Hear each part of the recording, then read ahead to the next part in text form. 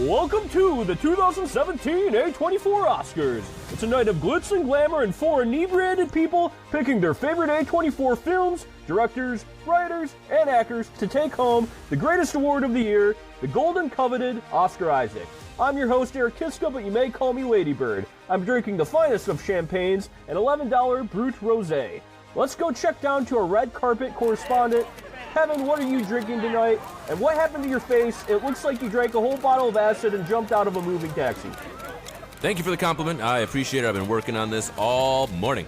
Thanks for having me at this beautiful occasion. Tonight, I decided to grab the fanciest bottle of bourbon in my collection. Why? Because you only get to dress up once, and here we are. It is Booker's Jim Beam product, 126 proof. It's frickin' delicious. So whiskey is what I drink every night. We decided we've been doing this for 2 years now, and I think I'm drinking whiskey out of like 90% of the episodes. And it felt right tonight. So thanks for having me, everybody. And next up we have our fashion correspondent, Cole Sacred Deer Gibson. Cole, what's your favorite outfit on the red carpet tonight? And what are you drinking too? My favorite outfit on tonight is the robot outfit by Zendaya. I think that's a very bold choice. But tonight I'm drinking Knickerbocker barrel-aged gin. It's a New Holland gin. Very good. Throw it in some tonic. Have a good time. Back to you, Eric. And last but not least, we have Kelly Kiska. Kelly, you were telling me before all this that you spent a night in a Florida motel, and now your express pass to Disney World is gone. How did that happen? That is quite right. The thing that happened after that, Eric, I hate to say I went and confronted the owner of the motel itself. He told me to go F myself. It was extremely upsetting. Nothing could be worse. I'm never coming to Florida again. That said, so excited, so looking forward to tonight. Everyone's looking beautiful. I myself am wearing custom strawberry earrings from my designer friend Kim, and it goes pairing so perfectly with the rosé champagne that I am sipping. Beautiful, beautiful.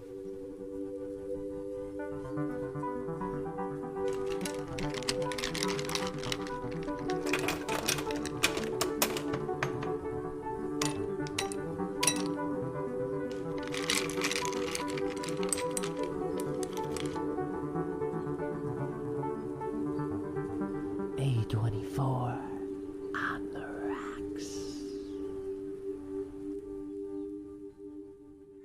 Well, folks, as before mentioned, I'm Eric Kiska, back to my normal voice here, and we welcome you to a very special episode, the 2017 A24 Oscars. If you are new to our podcast, then let me fill you in. This is the episode that we do after we watch every single A24 film from a given year, and we select nominees from these categories to take home the golden coveted Oscar Isaac. That is Best Supporting Actor, Best Supporting Actress, Best Screenplay, Original or Adapted, Best Actor, Best Actress, Best Director, and Best Picture. As each judge picks their winner from each category, they will give a brief explanation why, and basically the best movie, actor, screenwriter, director, so on and so forth, with the most votes, will take home the golden coveted Oscar Isaac. We only have 4 people this year, though, so in the event of a tie, the tiebreaker will be chosen in the order of how we host the podcast. So if there is a tiebreaker, I get the first tie-breaking vote, then Kelly, then Kevin, then Cole. Anyway, we are sorry to all the special effects, makeup, and costume people, but if we were to drink for a whole podcast and pick winners for all of those categories, we would be not coherent by the end of this. So, sorry to Where's those the people. animated films? Yeah, unfortunately, we haven't gotten to Marcel the Shell with shoes on, so yeah. So There is an A24, that's right. Yeah. Animated A24. technically animated, I think. Yeehaw. But, yeah. So again, this is the 2017 year from A24, and before we start picking winners, Kelly, tell me what you thought of this year of A24. Was it better than previous years? Do you think A24 might have taken a step forward this year? Or was it a step backwards from the previous year where they distributed a Best Picture winner in Moonlight? I think definitely between last year and this year, they're really starting to set what we know today as an A24 movie. Last year, there were like a few shining stars that are examples that we still talk about today. Moonlight, The Witch being a couple of them, people are still talking about and watching to this day and reference them when they're talking about A24.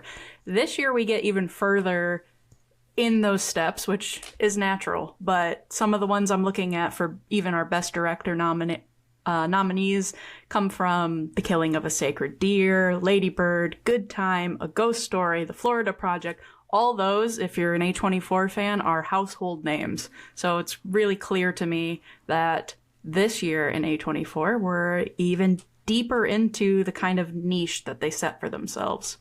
For sure. Cole, would you say like the average got stepped up a bit? The average film is just a bit better than previous years? Yeah, I think the overall quality of the A24 catalog from 2017, I think, is better than the 2016. Now, I do think Moonlight is probably still one of like their top films of all time in terms of just like breaking that ceiling. But if you look at their like the mean or the average, I think 2017. I think Moonlight really helped push them to get some of these other films and really like elevate their catalog.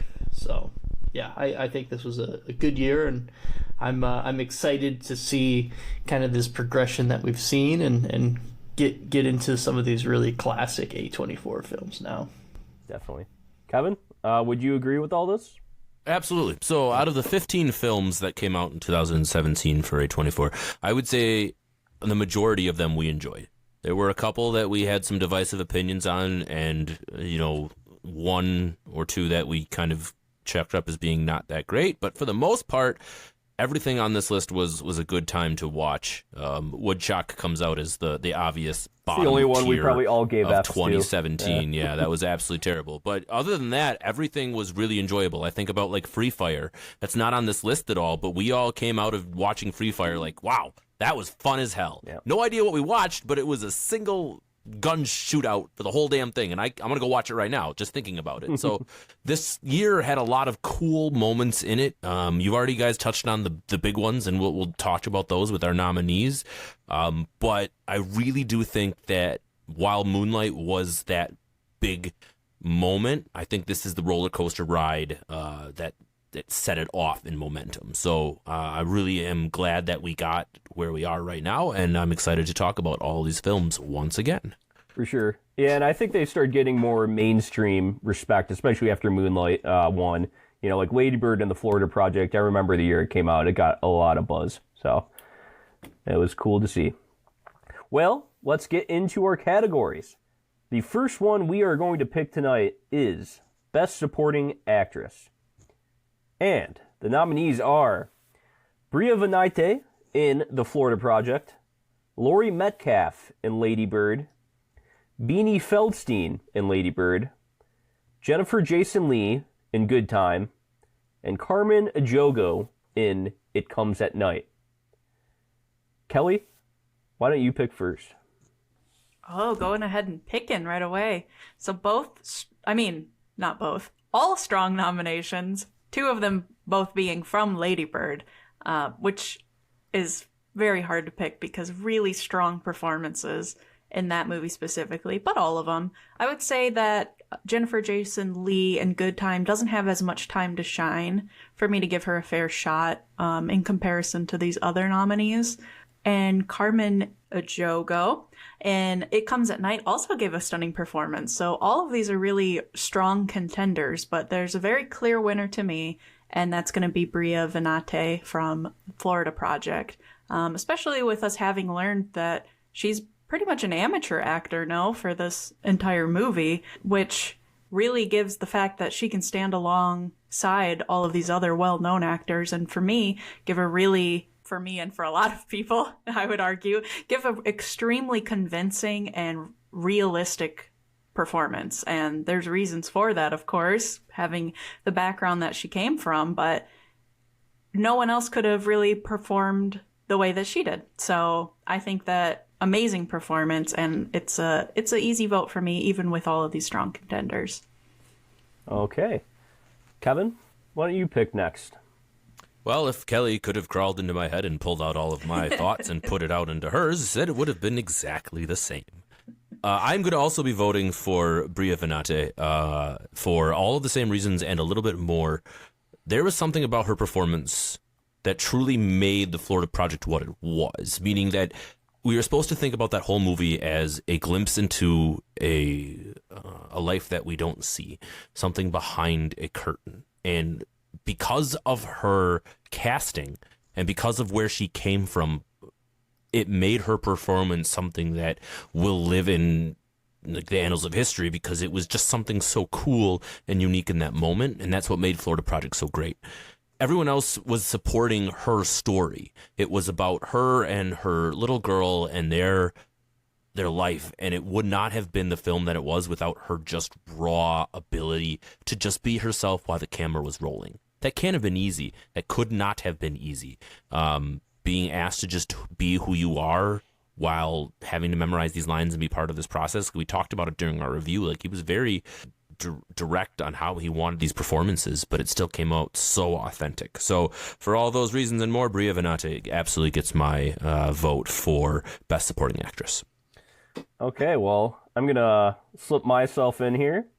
Yeah, this was tough because Bria Venate, she also, you could argue she was like the starring actress in here, even though I think the film actually centered around Brooklyn Prince, the actress Brooklyn Prince that played the kid in the Florida Project. So it's like Bria Venate probably did get more screen time than everybody else, and she definitely transformed herself. And that's what you look for in a lot of these Oscar Isaac winners. You want to see an actor that transformed themselves. But I'm actually going to disagree with you two. I think I'm going to choose Laurie Metcalf in Lady Bird as the winner, because I think she does such a great job of being this all-consuming, possible borderline personality disorder boomer mother that we all, know and love. And again, like, you could argue that this film really does not work without her and her very, very strong performance. It's like you have to hate the mother with Lady Bird, yet come around in the end to respect her. And it's like Laurie Metcalf did such a great job of making me still somewhat like sympathize with her in the end, even though she says, such horrible things to Lady Bird throughout the film. And it's just the way she delivers every line that really sells me that point. So I got to pick Laurie Metcalf and disagree with you two. Cole, which way will you go? No pressure. Or you could pick somebody else than these two and pretty much give it to Bria Venate. So I will say I am, like, when I first saw this list, everyone did all of these were very, like, solid choices, but I was definitely between either the Florida Project or Lady Bird. I will say Lady Bird, the supporting actress that I loved the most was definitely Beanie. I thought she was just a very funny comedic break in that film. I don't think she was necessarily the best supporting actress, so I didn't go that. Laurie did such a phenomenal job, like Eric alluded to, but I'm of the Florida Project camp, man. Like, I will say it is true that she is almost a star in this film. Essentially, her and her daughter are both the main actresses, but I just have to give it to her. I think she's kind of comes out of nowhere, absolutely nails the feeling and the vibe and the overall story. I'm also I love both of these films. I thought they're both very good because I am a slice of life guy, and I feel like every person in those movies portrayed a very realistic portrayal of a person. And but I have to give it to the Florida Project, to Bria. All right, so Bria Venate wins Best Supporting Actor or Actress for the Florida Project on a 3-1. Congratulations, Eric. ratio. You are absolutely 100% right with your commentary on how we were supposed to feel about that character and the roller coaster of emotions that she was able to put us through. Going from hate to love is pretty remarkable. So I will absolutely give all the flowers in the world to Laurie Metcalf for that role. So not to diminish her at all, because that's the number 2 pick for sure, right there. So yeah, just there can only be one winner though. So it is interesting that our 2 best supporting actresses are both mothers that are awful in different ways that are trying to show their love in different ways. Most relatable, I guess. Yeah. What does that say about us? I don't know. Mom? Should we Do we have mommy issues? All right, next episode is the mom episode. Everyone bring your mom. Next episode, we're going to talk about our mommy issues for an hour. Yes. I love you, Mom, in case you listen to Yeah, this. yeah, Anyway. Mom, if you're listening to this. Yeah, Mom, Love you. don't be sad. All right. Next category will be Best Supporting Actor. And our nominees are Joel Edgerton in It Comes at Night, Barry Keoghan in The Killing of a Sacred Deer, Benny Safdie in Good Time, Willem Dafoe in The Florida Project, and Timothée Chalamet in Lady Bird. Lisan Al Gaib! Cole, who's your Lisan Al Gaib? You guys have no idea how often I hear that at home now. Just put that in your heads. The way it just rolled off his tongue, I think it's probably a lot. As is written. Oh, boy. As it is written. I will say, if you go and watch the Lady Bird podcast that we did, I will tell you that I fell in love with Timothée Chalamet within the first 30 seconds of his appearance on in the movie. So I absolutely loved his character. I think he did a phenomenal job. But he is not my choice. He's not my pick. Willem Dafoe, absolutely love him and everything he does, but he's also not my pick. I'm gonna go with maybe a weird one for me because I wouldn't say I necessarily like the movie the best, but I liked the person and who he played, and that's Barry in The Killing of the Sacred Deer. I think he just portrays such a weirdo so well that he needs the accolades to go with it. And I know that he wants to get away from being weird, but he does weird so well, and that movie is just such a trip. And he's my champion for this one, boys. For sure. Okay, I'll slip myself in here for this one. This was a very tough one for me because you definitely have such a range of actors in this. Like Joel Edgerton did such a great job of being that overprotective doomsday protective dad, you know. And I was scared of him the whole time, even though I was supposed to be on my side, and that was a great job. Benny Safdie, obviously, he transformed a lot for this role. We don't get a lot of screen time with him, but what we do get of him, it was very convincing. Willem Dafoe, I feel like he has that Willem Dafoe kind of acting that he does in a lot of his roles. This is baseline Willem Dafoe, which I love Willem Dafoe at his baseline. You definitely get transformative roles from him. But this one, I think he did a great job, but it didn't stand out as much compared to the others. And then Timothée Chalamet, he does a phenomenal job of being that rich douchebag. The person that you lost your virginity to, that you really regret. As a guy, let's not go down this path.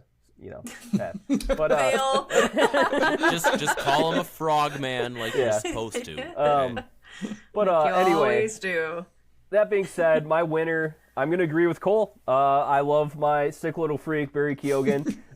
This was really the start of Barry Keoghan's sick little freak roles. There's Saltburn later, but he has so many roles that are like this, but this was the start.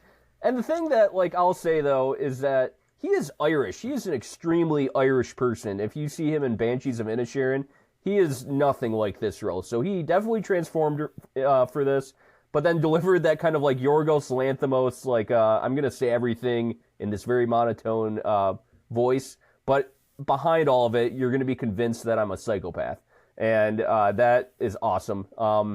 He was my favorite role of the year. He was such a great, or my favorite supporting role of the year. He was such a great villain, and maybe my favorite villain of the year, for sure. All right. Kelly, who are you going to go with? You guys have said great things about all of them, and I'm so glad because that means I don't have to go over them all again. I think that the gut reaction and the obvious choice that I might pick would be to agree with you guys, but I have a difference of opinion. Also, Barry Keoghan's performance in The Killing of a Sacred Deer makes me really excited for him to play the Joker in the future, if that's ever going to come to fruition. Rumors of it being true, because if you just add a little laughter to the same character that he played, is that not like the best Joker you could ever think of? So I get really excited for that. And he made that movie for me. He's a big reason of why I like it. Although Colin Farrell everyone does an amazing job. I love that movie. But there's another movie that I love, and largely the reason that I do is because I think Joel Edgerton plays a great supporting role. And I'm going to give it to him because he not only uses his physical presence as part of his whole acting wheelhouse for this character, which is a necessity for the character that he plays, but on top of him being such a demanding and protective role, he portrays so much fear and uncertainty of what's happening around him too. And he's able to occupy both of those emotions like full body, and it comes out through every single action he makes and every single line he delivers. So I really think that his breadth of emotion in this movie is what's going to score him the point from me, because he just knocks it out of the park. And I don't think he always plays a character quite like that. He always is maybe typecasted into a certain kind of role for how he is and how he looks, but he really, really shines in this movie. So I got to give him credit where it's due. All right. 1 vote for Joel Edgerton, 2 for Barry Keoghan. What will Kevin do? Dun, dun, dun. I'm going to run through everybody because that's what we're going to do quick, because they're all pretty damn good, and I enjoyed all of them. Barry Keoghan in The Killing of a Sacred Deer, our own sick little freak. I think we all agreed that is a pretty accurate description of him. Kelly said it best about Joel Edgerton. I loved the fear that he portrayed, because that movie was all about fear from start to finish, and if we don't have our protagonist being able to act scared, even if he's acting like a complacent, or not complacent, like a competent father and a protector, he still has to act incredibly scared. So I really enjoyed that about him. Betty Safdie, it's a little hard for me because he was in the movie, but he wasn't in a lot of the movie. Like, he was in crucial roles, but not throughout the whole thing. I really liked Good Time. That was a fantastic film, but just not enough of him in that film for me. Wow, no, that's the wrong list there. Sorry, Willem Dafoe. I don't need to say anything else about Willem Dafoe other than he's fucking awesome. I love that man. And Timothée Chalamet in Lady Bird. His character really annoyed me in that film, which is what he intended to do. So good for him for doing his role. But to get rid of the suspense, Barry Keoghan is the guy that I'm going to be voting for in this role. Much like Eric and Cole, he really absolutely sold me on The Killing of a Sacred Deer in general. I don't think that film is nearly as impactful or fantastic without him. He really is kind of the linchpin. No matter how good the rest of the performances are, it doesn't work without him. He's the plot driver. He is the twist. He is the weirdness. He is everything about that film. And he is the moment. Yeah, yeah. Even though he is a supporting role, because he truly is a support role, even though he is, like Kelly said, the moment. So Barry Keoghan is the winner of Best Supporting Actor, and very well deserving. Yes. So Barry Keoghan has won Best Supporting Actor. And one of my favorite things about Barry Keoghan, too, is if you watch interviews with him, he's fully aware that he always takes these kind of roles. And to the point where there was like a Vanity Fair magazine like that came out a couple months ago, and it showed all the like Oscar nominees / like kind of famous actors and actresses from the past year. They were all like dressed to the nines, and that at the end it was just Barry Keoghan fully naked holding his junk. And he just doubles down on how weird he is, and that's what I love about him. If you want a good interview with Barry Keoghan, go watch his episode of Hot Ones. I know you posted it and we've talked about it, but for our audience, go listen to that. He eats a bunch of hot wings and talks about his career, and it's just pretty stripped down. It's pretty great. Yeah. He makes me really excited about movies for the future. If like these are the kind of actors that are getting a lot of spotlight now, it makes me really excited about things, and that deserves a lot of credit too. For sure. Yeah, and I love how actors and actresses are getting more like asked about like their thoughts on every film that came out from that year, not just getting asked like kind of blatant like questions to promote their own projects. I feel like we're actually getting in an age where the respect for film is like even greater among actors and actresses. So, pretty cool. Hell yeah. All right. So, our third award that we will give out tonight will be Best Screenplay, Original or Adapted. And the nominees for this award are Greta Gerwig for Lady Bird, Scott Neustadter and Michael H. Weber for The Disaster Artist, Efthimis Filippou and Yorgos Lanthimos for The Killing of a Sacred Deer, Richard Bronstein and Josh Safdie for Good Time, and Sean Baker and Chris Bergoch for The Florida Project. Kevin, why don't you start us out for this one? You know, I knew you were going to do that. If I was just thinking about where we were, I'm like, he's going to ask me about the one that I feel least confident about. That's fine, though. When I think about screenplay, I think about something that I would want to read, something that I would probably want to set aside and try to go through the plot and through the moments of just reading the screenplay and what I can pull from that and what enjoyment is from that. And then I also think about the second aspect is how do you take words on a paper, give it to your actors and actresses, and have them deliver a piece of art or something that is worth digesting and putting out to the public. And all of those things kind of go together on why screenplay is so important. So if I'm looking at all of our nominees for this one, they all obviously are on this list for a reason. But out of all of these films, there's one that, to me, the writing is what makes that film particularly great. And that nomination and that selection for me goes to Efthimis Filippou and Yorgos Lanthimos for The Killing of a Sacred Deer.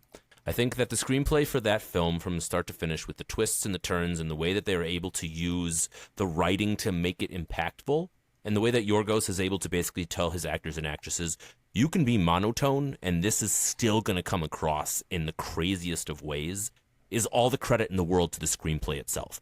Because all of these actors and actresses are being kind of one note with their performances, but the content that they're delivering is what's really, really taking the cake. And I think that's all the credit in the world to that screenplay. So I could go on and on and on, but I do believe that in this particular instance, Killing of the Sacred Deer gets the nod for Best Screenplay, Original or Adapted. And in this case, Original. All right. Kelly, where will you go with this one? This is difficult. And you know that I'm a Lanthimos fangirl. He's not going to get it, though. It's really hard because the competition is fierce, and it's been staying fierce for all of these so far, and I think it's going to stay just that way. So, breaking it down, we have kind of natural dialogue for The Disaster Artist compared to everything else that I'm seeing here. Natural dialogue in Disaster Artist, in Good Time and The Florida Project in a way as well, although a lot more intense. And Lady Bird is also just beautifully written too. It's really hard to figure out which one I want to give this to, but like Kevin said, if I was reading these as a novel, if I was an actor reading these too, which one would light my fire the most? And surprising even myself, I think the strongest contender here for me is for Good Time. I think that there's a lot of monologues in this movie that stand alone and apart. I think there's a lot of one-liners out of that movie that stand alone and apart. And it is quite dialogue heavy, and it's very much written in the vernacular of where it all takes place, very convincingly. And all that's pretty important and necessary to make it such a good movie. So, like I said, surprising even myself, because really strong contenders, and I wouldn't even say it's my favorite film out of all of the ones here, but as far as screenwriting itself goes, Good Time is a special, special thing, so it needs to get the points from me. All right, 1 vote for The Killing of a Sacred Deer and 1 vote for Good Time. Cole, are you going to double up one of these, or are you going to go a different direction? Well, I think it would be very easy to go a different direction or double up. I will say, you got 2 choices, which one, buddy. Cole? Yeah. Whoa. I really Well, it's easy because it's the only thing you can do. Yeah, you really have no choice. But I'm gonna pick a abstaining. third Cole's option. like, fuck this, I'm abstaining. yeah. So I'm actually going to pick a movie that's not listed on this list. You can't do that either, asshole. Not allowed. Deny. Rejected. I will say, like, The the Academy disaster, says, fuck off. the disaster artist. I mean, I like the film, but I don't think it's necessarily anything spectacular from a screenplay or adaptation or whatever. Killing of the Sacred Deer. Out of all the Yorgos movies I've seen, this is probably my favorite. But some of the way he presents his movies still drive me crazy, so I can't really vote for that one. A good conscience of myself. Florida Project, that one is very, very good dialogue, but a lot of it was like improv and stuff, so I don't know if you could necessarily say that's like a good screenplay, more of just a good set design, good people, good actors, and a good kind of layout of the story and let it unfold in front of the camera.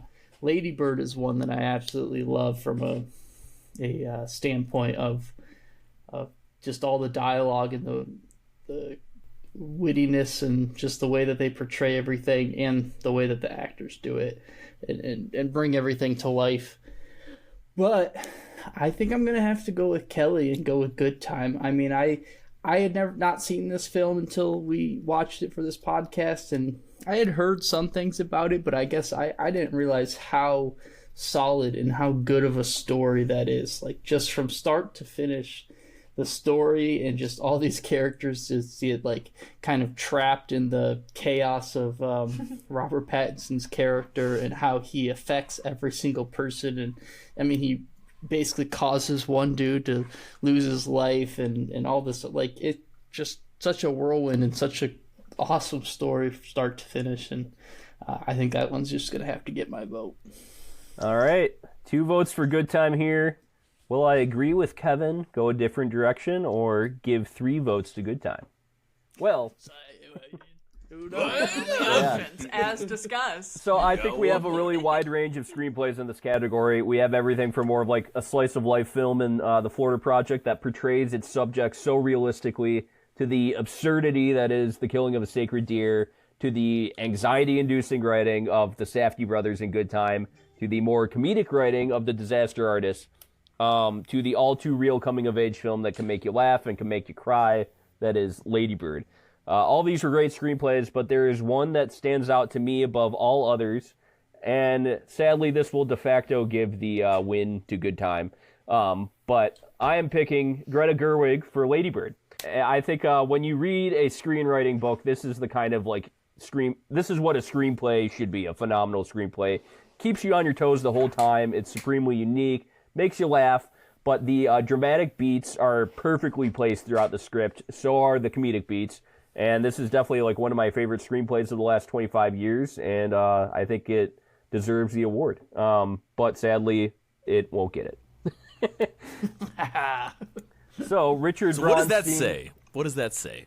and Josh Good Time. Safdie Good Time. get it for Good I Time. really liked Good Time though. Like there was nothing to be said poor, and that's the weird part about this, right? That even in the real Oscars, all of these nominees are usually well deserving of whatever. That's why they're nominated for it. So we can't feel too bad about it. But Eric, you are right, but you guys are also right. I also feel like I'm right. So No, it's been proven that you know what? Kelly and I are right. yeah. Oh yeah. That's why we need a 5th person. Goddamn.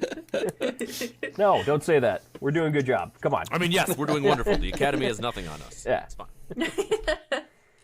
All right. So I think I'm going to go a different direction than we normally go, and I think I want to do Best Director next, because in the past I've usually always done Best Director, Best Picture last. But although, like last year we picked Robert Eggers to win Best Director, but then we picked Moonlight to win Best Picture, and Robert Eggers did The Witch. So I won't say that Best Director always chooses Best Picture. Maybe it will this year. We don't know. But the nominees are Yorgos Lanthimos for The Killing of a Sacred Deer, Greta Gerwig for Lady Bird, the Safdie brothers for Good Time, David Lowery for A Ghost Story, and Sean Baker for The Florida Project. I think I will start out with this one. I don't think I've started yet. So this year was filled with extremely talented directors. I would say that, 4 of these directors really made a name for themselves with these films that were nominated. And then you have Yorgos Lanthimos, who already did The Lobster. So I would say, he just kind of made an even better film with The Killing of a Sacred Deer. Some people might disagree with me. I think he did. I think he improved in each film he did. But all these films have very unique styles of directing, so it might just be up to like personal preference for me on who I think did the best job of directing this year. And I'm especially sorry to Yorgos and Greta Gerwig because I think they knocked it out of the park with their directing jobs in their films. But I'll have to choose the Safdie brothers. And for me, it's just because Good Time stands out a bit more from a directorial standpoint. Like, I just left that movie having this kind of gritty and anxious feeling consuming my body. And Good Time kind of just has the most poignant watch experience for me out of these 5 films. And in that, I will always just remember the feelings that it gave me when watching it. And it's a very powerful thing for a director or for 2 directors to wield that power. Very powerful thing to wield that power. It's a very powerful thing to do that kind of job. Yeah. What a sentence. What a sentence. Yeah. Well, it's not untrue, but anyway. Kelly, I picked Safdie Brothers in Good Time. Who are you going to pick? Who am I going to pick? Throwing out a ghost story because if you listen to our podcast on that, unfortunately, I just think it's garbage. So I'm sorry. I know there's a lot of fans of that movie, but I'm just throwing it out of the way. On top of that... Wait, what? Yeah. It's not. She didn't like a ghost story when it came out. Yeah. Yeah, we were... You can't throw it out. Well, it's still a nominee. For me, he's not picking it. For me and my real-time decision making here. I appreciate that. I gotta go process of elimination. That one was the easy one. Everything else is going to be pretty difficult. The Florida Project is really special. There's a lot of really great performances that are brought out in that, as previously discussed. There's also a lot of really amazing camera shots and panning shots and ways that they show a Florida highway through the eyes of children and burning buildings and masses of people that they're able to direct to look at that and have a certain kind of attitude about it. Amazing things. Like Eric said, with Good Time, really claustrophobic movie, really dark lighting throughout that movie, and really great performances given by everyone across the board. Same thing for Lady Bird. I obviously think that that's an amazing movie. You guys already know I think Greta Gerwig is really amazing, and as I said in that review, I think she has the finger on the pulse of culture. Quote that, TM, that comes from me. That's Greta Gerwig in my opinion. And on top of that, as previously mentioned as well, there's nothing new under the sun. I'm still a Lanthimos fangirl. So when it comes to Best Director, in the end, I'm really struggling here, but at the end of the day, the gut knows what the gut knows, and that is that Yorgos Lanthimos wins Best Director from me. He's so unique in the way that his movies are done. There's a flavor to it, not to be cliche, but you know a Kubrick movie when you see a Kubrick movie, you know a Lanthimos movie when you see a Lanthimos movie, and there's such a sparkle to it, even if it's an awkward one. For some people, the sparkle strikes a little bit of a different way for everyone, but for me, it hits just right. And I especially think of that camera shot when our kid falls down the escalator and it pans all the way up to the ceiling and the music gets all discontented and you're like, oh, this isn't going to end, is it? And the feeling that it can strike you and the way that he's able to direct all these actors to give that kind of monotone delivery is completely unique. I still love all these other nominees, of course, other than A Ghost Story. I didn't mean to make it set up that way, but I forgot it was in here. But that Lanthimos for Killing of a Sacred Deer definitely gets Best Director from me. All right. Little inside baseball here. I do all the nominees, and I send it to everybody to, approve. And Kevin was a little sad A Ghost Story didn't get a Best Picture nomination. And I originally had Trey Edward Schultz in the Best Director for It Comes at Night. But I actually took that out to put David Lowery in for A Ghost Story to throw Kevin a bone. But I'm not even going to vote for it. But I kept It Comes at Night in for Best Picture. So Kelly could also be happy with that, you know. Thanks for throwing me a bone. Yeah, of course. Go watch A Ghost Story. It's a great film. Yeah. That being said, Cole, I want to get your pick on Best Director next. Yeah. From first to last. Thanks, asshole. What do you mean? First to last. I picked the first on the last category, and I'm picking last on this Oh, category. well, yeah, that's how it I'm goes. just giving you shit. Wouldn't Continue. be fair otherwise.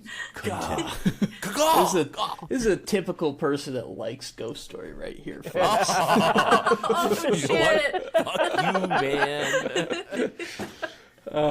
Let's start out a Ghost Story. When you have a scene of a woman eating a pie for like 2.5 minutes, That was really powerful, okay? that really throws me for a loop. Definitely I don't brave. think that is necessarily a very powerful scene. So American Pie I'm not- did it better. Oh, goodness. Fucked up. Fucked up person, you. I'm not gonna vote for so Ghost Story. We're gonna take that out. Yeah, you better edit that out, asshole. The I Florida am not. Project with Sean Baker. I think he did a fantastic job of like setting up stuff, but if you've listened to our podcast about the Florida Project, you will know that my biggest issue is the ending.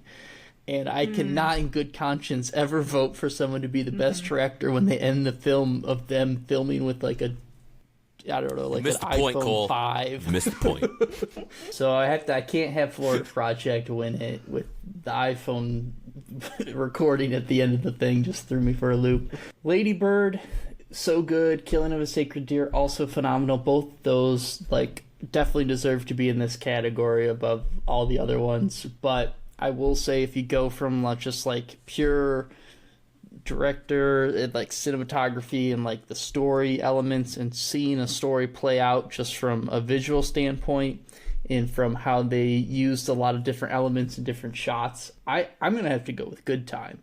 I think they established such a good like feeling of just kind of unsettledness, anxiety, and just like constant chaos as they follow Robert Pattinson's character. And it obviously, if you have seen Uncut Gems, this definitely set them up and gave them the tools to go and make that film and really step it up a notch even more. So I'm going to have to give it to Good Time for Best Director. Give it to the Safdie brothers.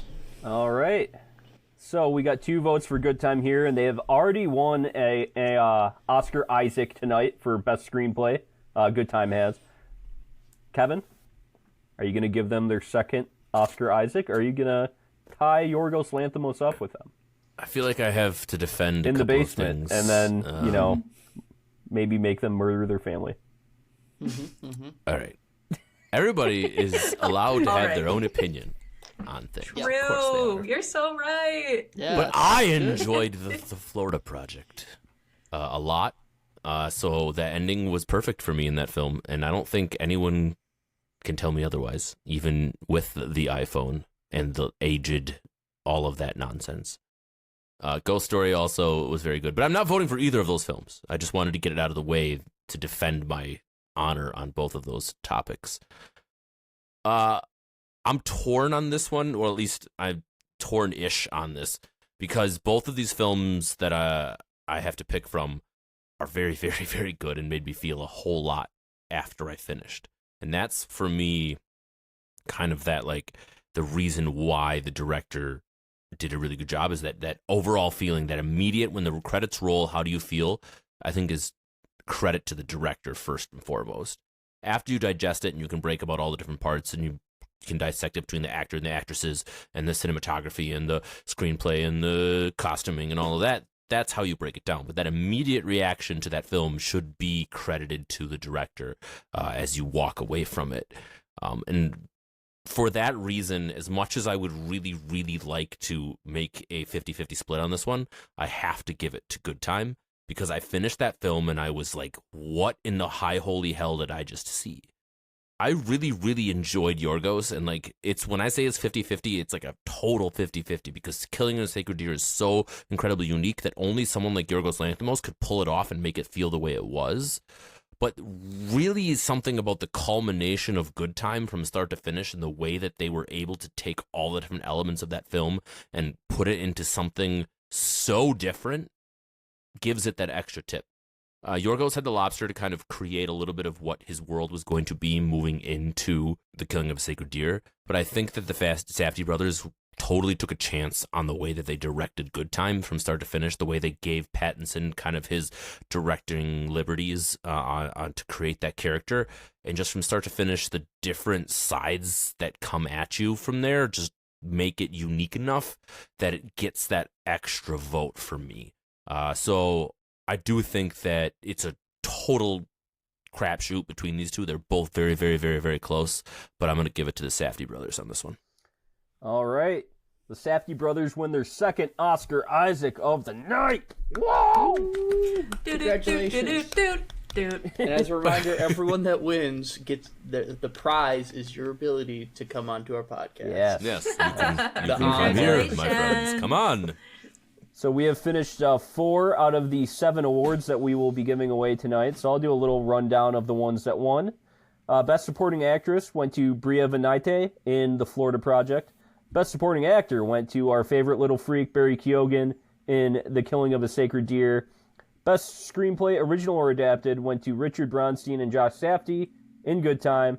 And Best Director went to the Safdie brothers for Good Time. So, our next category will be Best Actress. And the nominees are Saoirse Ronan in Lady Bird, Rooney Mara in A Ghost Story, Kiernan Shipka in The Black Coat's Daughter, Nicole Kidman in The Killing of a Sacred Deer, and Brooklyn Prince in The Florida Project. Cole, why don't you pick first? Okay, this is an easy one. Lady Bird. Done. Move on. Let's go. No. That's all you got. No. Obviously, everyone... I think everyone did a very good job. Nicole Kidman was probably my close second in terms of... Well, actually, Brooklyn as a child actor is phenomenal, and she does such a good job for Florida Project and carries that movie as a child, which is just absolutely amazing. But again, a lot of that was improv, which again leads to her being a very good actress. But I loved Lady Bird. I loved the portrayal of Lady Bird, and I think she really brought that character to life and really made some of that stuff emotional and impactful. So I am voting for Lady Bird as my category, my best actress. Not the best actress, but Lady Bird. Yeah, Lady Bird. Lady Bird, the actress. Real pretty. All right, Kevin, Come on, since Cole. you complained about going last time, you can go next this time. All right, fine. I feel like all of my nominees have fit into basically 3 films out of all of these. And that obviously means that they're the best 3 films that we keep discussing. So I keep pulling elements of them out for these nominations. So for my best actress, I am going with Nicole Kidman in The Killing of a Sacred Deer. Wow. I think that there was something so convincing about her performance, from a way that you take a script that doesn't allow you to have any real emotion to finding a way to make that emotion possible, is truly a testament to her ability as an actress to get that out of the script and out of the screenplay. She was able to show fear. She was able to show confidence. She was able to show vulnerability. She was able to show some sort of domination. I mean, god damn. Domineering. Domineering. She was able to be attitudes. domineering. Thank you. Be able to be domineering. You okay, bruh? I mean, the English language is difficult for me, and I haven't even had that much to drink tonight. So for all of those reasons and more, I think that Nicole Kidman gets the vote for Best Actress for me. All right. She thanks you. Let's put another shrimp on the Barbie for Nicole She Kidman. thanks me.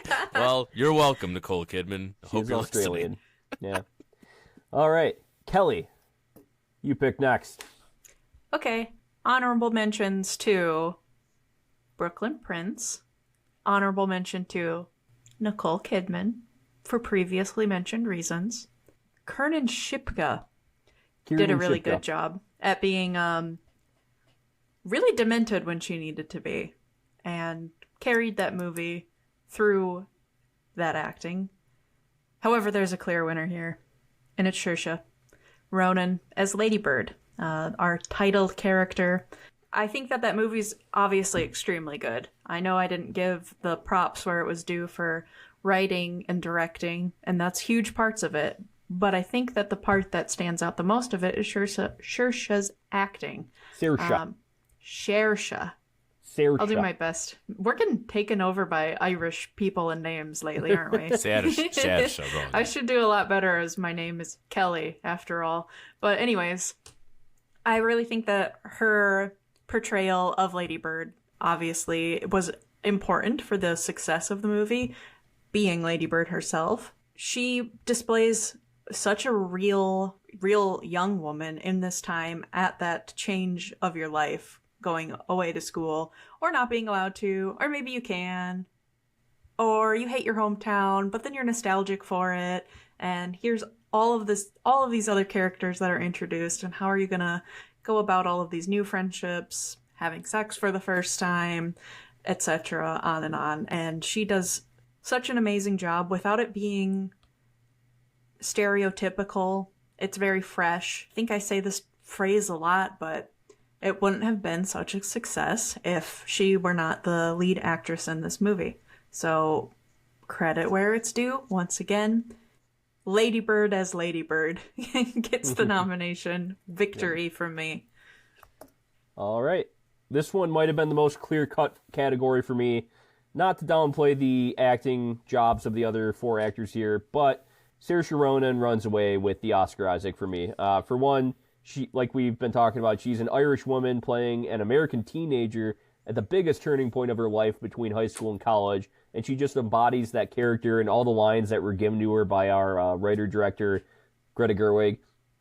It felt like she got in the skin of Greta Gerwig, and it was like I was kind of watching Greta herself like walk around this film, and the range of emotions she has, from the emotion of realizing you lost your virginity to a lying douchebag, to another emotion of just downright hating your mom but still loving her deep down. So she portrays it all so well.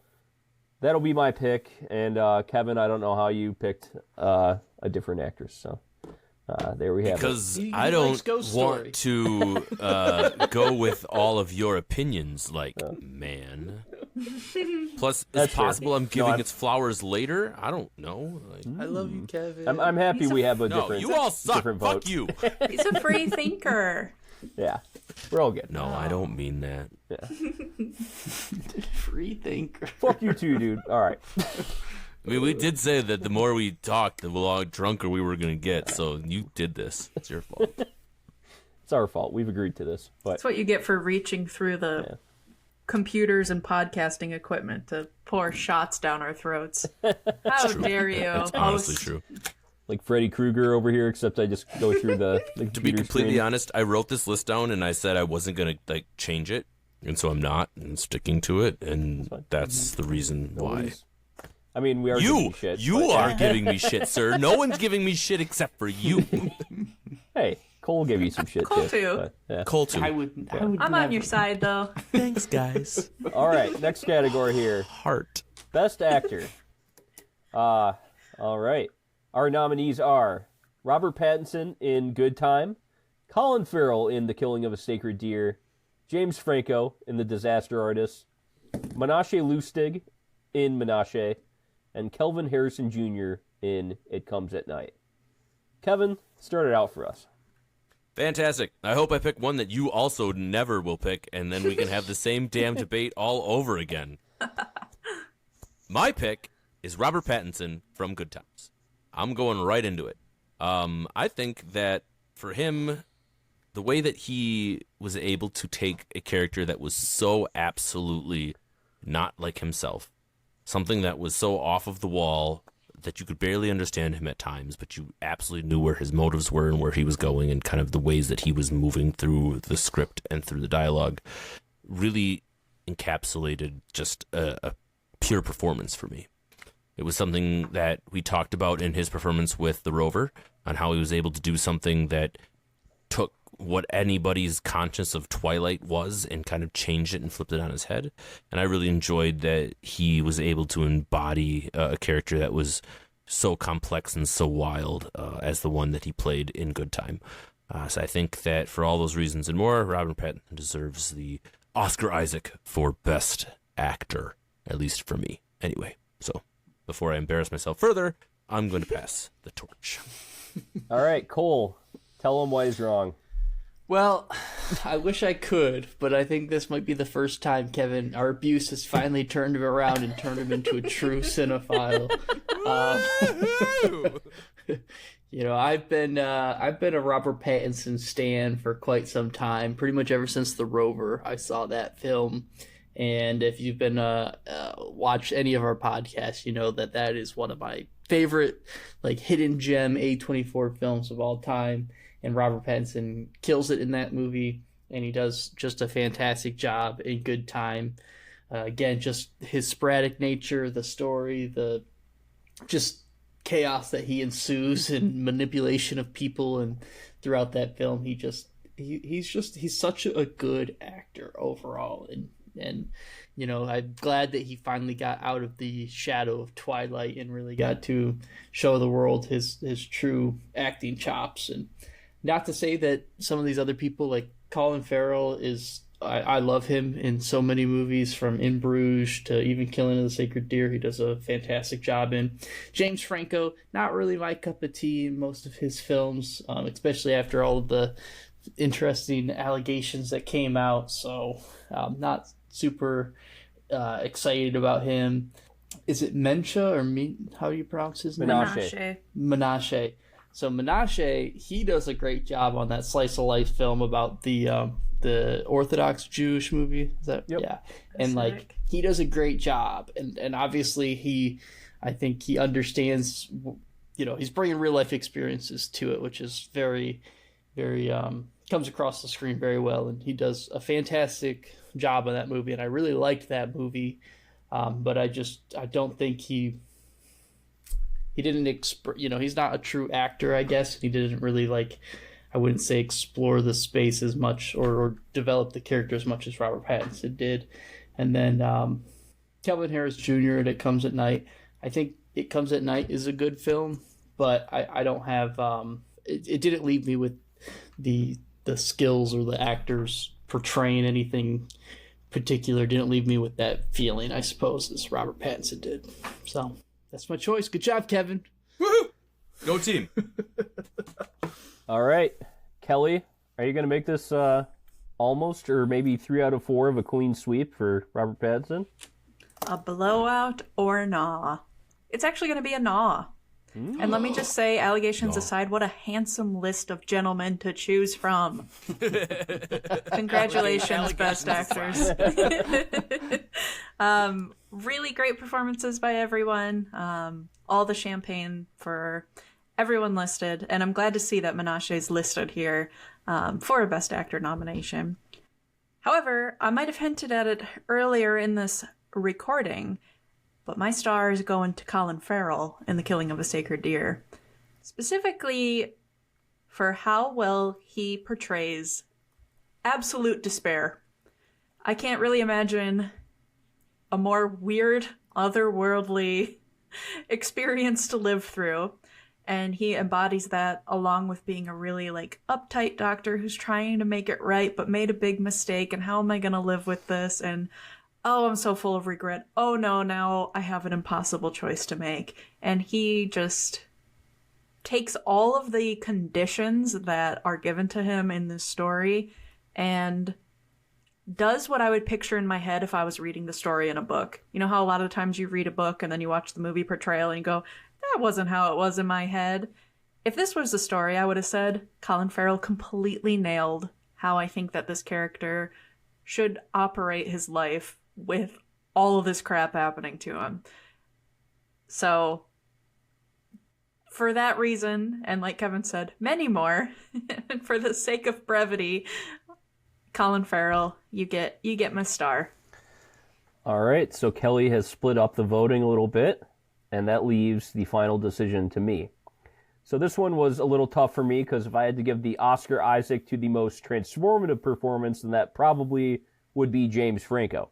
But if I had to give the Oscar Isaac to the most understated performance, then that might be Colin Farrell. But if I had to give the Oscar Isaac to the breakout performance of the year where he subverted like every role he did before this, then that would be Robert Pattinson. And I think my tendencies for awarding people goes with the very last mention there, Robert Pattinson, and the breakout role that he had there. I got to go with him because picking this is definitely a personal thing for me because I love Robert Pattinson so much. I am a stan of him, so sue me if you don't like it, but he is my favorite actor of these 5 for a reason, and that's because of his tremendous range as an actor. Yeah, like, you know, I saw him in The Lighthouse, I saw him in Twilight, and then I saw him in this, and it's just like he plays completely different people. The Devil All the Time, also a very good film. He can really transform, even though I would say, like, James Franco probably was the most transformed actor of this year in the role he did. I would say that Robert Pattinson still, like, did the best overall job. And it might be also because I think Good Time was a much better film than The Disaster Artist at the end of the day. So, yeah. Robert Pattinson wins for Best Actor. Wow, and I picked first, and I got that one right. Yeah. How about Right it? In the charge, You got Kevin. it right. Well, seeing as I felt like I got it wrong on the actress, I mean... No, I'm happy we had at least one different vote than Saoirse Ronan. We had to, you know, have a little, like, diversity in picking there. So. I mean, she really was good, though. It's not like I didn't love her. Yeah. All right. You didn't vote for her. Shut up, Cole. Our final award of the night, and we will put all this smack talk to bed after this one. We have Best Picture, the most grand Oscar Isaac picture. Oscar Isaac supersizing on the stage by 10 times. Our nominees are Whoa. Good Time. You're fucked, brother. You're fucked, brother. All right. Our nominees are Good Time, Lady Bird, The Killing of a Sacred Deer, It Comes at Night, and The Florida Project. And I am not going to actually let anybody else pick. I'm going to pull an Al Pacino. It seems to me the winner is Oppenheimer. Dude, can we talk about that for 30 seconds? Like, that was insane. So they were just... Did he just He not... didn't read any of the nominees. He didn't read nominees at all. He was just like, the fuck?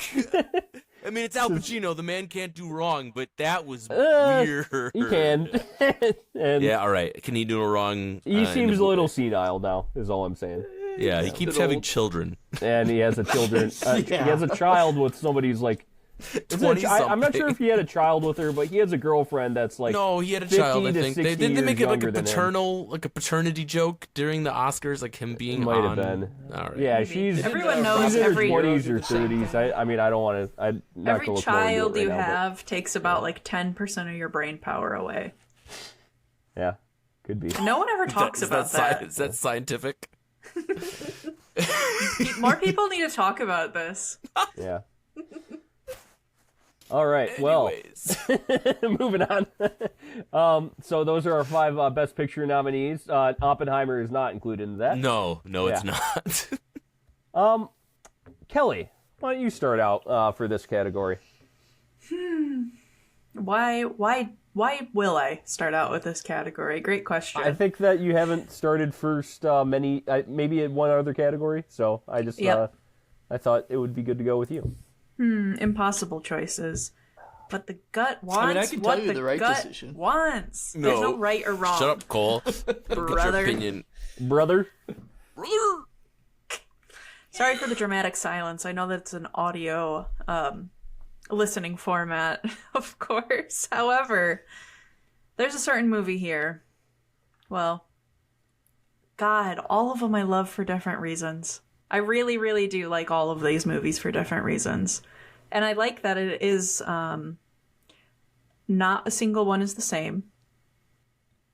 And they are all telling a really different story. They're all shot in really different ways. They're all portrayed in different ways. So it is cool that with this much variety, there is still this kind of A24 vein that flows through all of them. And that's besides the fact that they all are standalone good movies. They don't have to be A24 movies to be good movies. It's just a coincidence in a way. Oh my gosh, I'm just trying to gain some time, but I have a favorite here.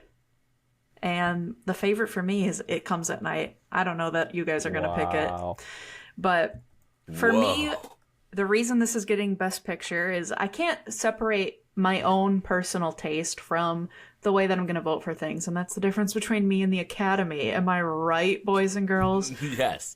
But also, I did pick Robert Pattinson just because of my own personal taste, too. So, it's but very also, fair. I love a movie that kind of like, it has like a supernatural antagonist, and it forces kind of like everyday people to make some of like really impossible decisions, and have like really real fears, and have a problem that is persisting you that almost like can't be told in any other medium than through a movie, because you need the sight, the sound, the feeling of all of it. And I think that It Comes at Night is a great example of all that. I love all these movies, so it's really hard. At any other time, I would be like, that's my favorite. But if I have to pick, and I do have to pick, It Comes at Night is just like, it tickles my movie watching spot. So it has to get it from me. I could rant on, but at this point, how many glasses of champagne am I? And like Kevin said, I don't need to embarrass myself. So that's the votes for me. I don't think it'll win overall when you guys weigh in, but if I could make it win the whole thing, I sure would. All right. Well, I think I'm going to insert myself in right after you. So this really comes down to two movies for me, and sadly that does not include It Comes at Night. I liked It Comes at Night a lot. You can hear the review. It was slightly behind Kelly's grading of A+. I think I gave it a A-. But there's two other movies this year I gave an A, and that's Good Time and Lady Bird. And on one hand, Good Time was kind of this thrilling crime drama roller coaster of a movie that was so good and keeping me on my toes the whole time. And you had a groundbreaking performance from Robert Pattinson, and it was two directors that were kind of at the peak of their craft in the Safdie brothers. Then you have the more sentimental film with my favorite screenplay of the year, and you have these emotional gut punch performances by Saoirse Ronan and Laurie Metcalf. And when I reviewed this film, I did say that I'm not sure if I liked the ending, but as I've sat down and thought about it longer, I think I've warmed up to that ending a lot. So if I had to choose one winner, it would be Lady Bird. As much as I love Good Time, I think I'm picking Lady Bird because I think I want to go with the more sentimental film for Best Picture. A film, like I said, that made me laugh and made me cry. To me, it's more of a classic Best Picture pick, and it's one that my heart is telling me to vote for. So I got to do that, And that will be my winner for, or my vote for Best Picture. Cole, why don't you go next? Let's save Kevin for last. Well, I one Kiska I disagree with and one I agree with. It's just the way the world works sometimes. No, I liked all these movies, some more than others, obviously, but for the way I look at it is if I have a friend that asks me, "Hey, what movie did you watch?" From A24's catalog of 2017. Not that any of my friends are asking me that, but they'd be cooler if they did. If they were, it would be cool if they were. What movie would I recommend them to get like the most out of it and to really get them hooked and understand some of the choices and the styles of A24 and stuff? And Good Time really checks off a lot of those boxes, especially just from the use of color and some of the scenes and lighting and stuff. But then I throw in some of my personal opinions of the slice of life, and I really have to go with Lady Bird. I think it's something that's just very impactful from start to finish and very emotional and very well done, and really kind of shines a light on something that a lot of people could relate to, or something that a lot of people should relate to or understand better. Like listening to Crash Into Me after you find out your boyfriend's making out with another guy in the bathroom. Exactly. Like, it just... You got your ball, you've got your shade. Yeah. Like, Song's still about BDSM. We've all been there. Yeah, Allegedly. Allegedly. Are we going to get sued for saying so? Why are you throwing allegedly out? I think Keep singing if you want me hardcore to. Dave fans are like, it's a love song, but like I am a hardcore Dave fan, and it is a love song, but it also BDSM might be love about song whips about- and chains, okay? And Love BDSM and is- whips and chains can go hand in hand. It's okay? for lovers. Come on. It's for lovers. You think the lovers were into BDSM in that movie? The lovers? Yes. oh the lovers That movie, did- not the that- lovers and Lady that Bird. did Yeah, happen. No, the lovers Easiest, movie. yes. It's A24. Yeah. It's relevant. yes. Okay. Yes. Yeah. Anyway. Good time, or Lady Bird, not good time. Good time number 2, Lady Bird number 1. Sure. All right, Kevin. I mean, I don't think you'll pick It Comes at Night to tie with Kelly, but Did you listen to my review? I think I gave it like a C something, so I probably am not. Don't laugh so hard. It feels offensive. No. I laughed so hard because of my vote was so bad for It Comes at Night, not because of your opinion, Kelly. Yeah. I respect your opinion probably more than those two yahoos. There we go. There we go. Hey, both of them have been insulting me all night long. So Well, you got to make the right decisions. I just like making you won't squirm. do it. So yeah. all right. I love all of you, and that's why we did 2 years. I think this is the time that we should comment on that. Yeah, for little half a over second. 2 years That's really that we've cool. been doing this podcast. That's really cool. For those that are listening, and for those that are any bit of a fan, I'm going to take this moment to thank you a lot. Thanks. We keep doing this, not because of you, mostly because we love it. But it's great when you're there. Eric, if you have to cut it out, that's fine. But I think it is. We have a okay audience. I think a dedicated audience. It's just not a very big one.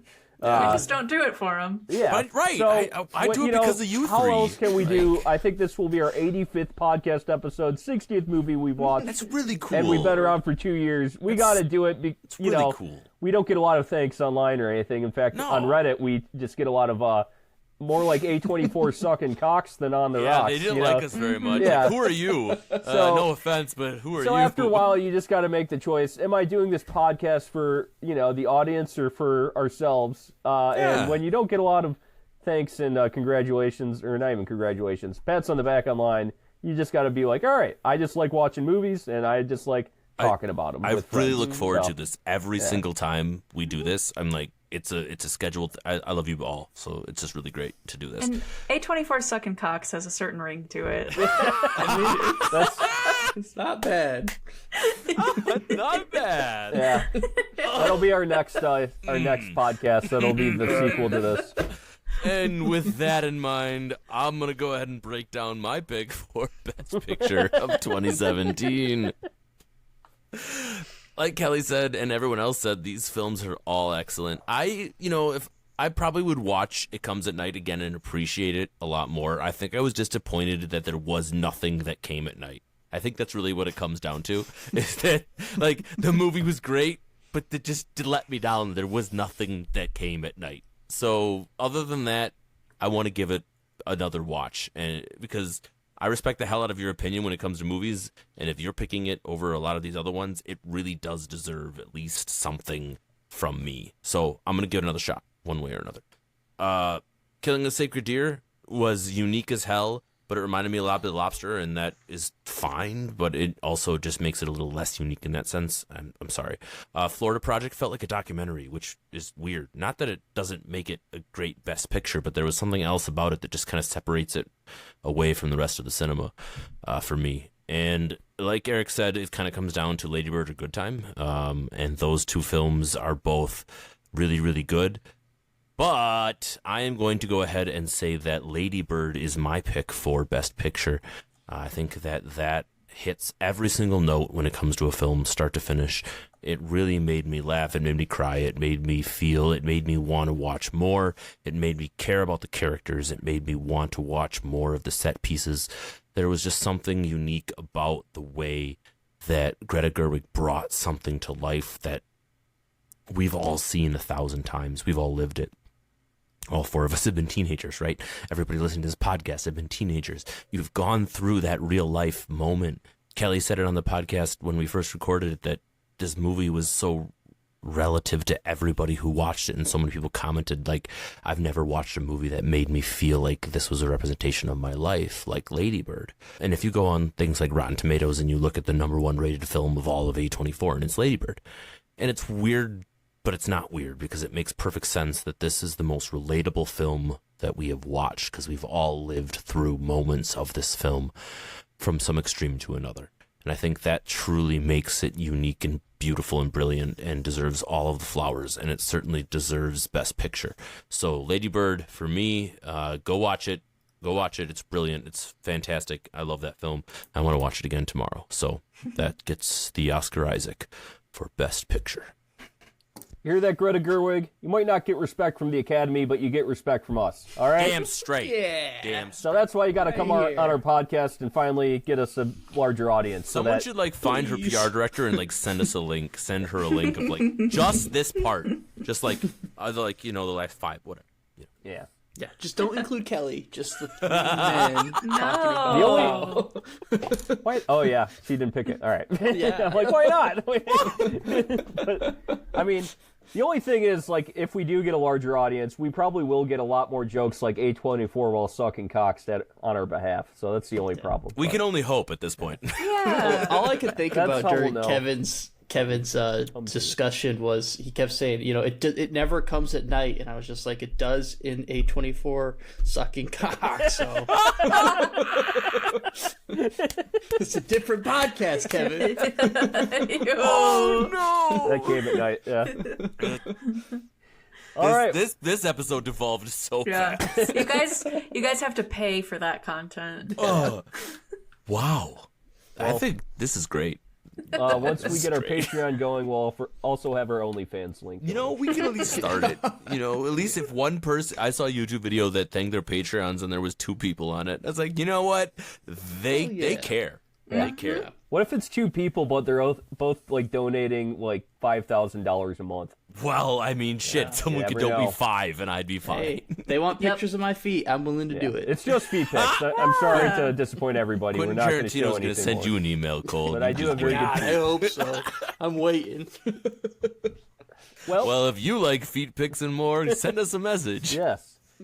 That'll wrap up the 2017 A24 Oscars. And the winners are Bria Vanaite in The Florida Project, Barry Keoghan in The Killing of a Sacred Deer, Richard Bronstein and Josh Safdie for Good Time, Robert Pattinson in Good Time, Saoirse Ronan in Lady Bird, and Best Director, it was the Safdie brothers in Good Time, or for Good Time, and the overall winner for Best Picture was Lady Bird.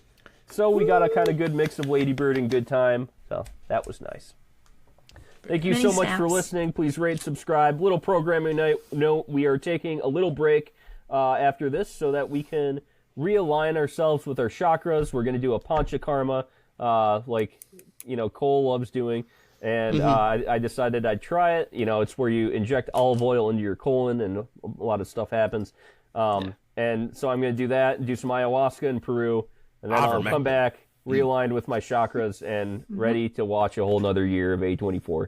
So let's be ready for that. So One eclipse later. One eclipse later. Yeah, I'm looking for a new guru. And have a good night, everybody. See you next time. Bye.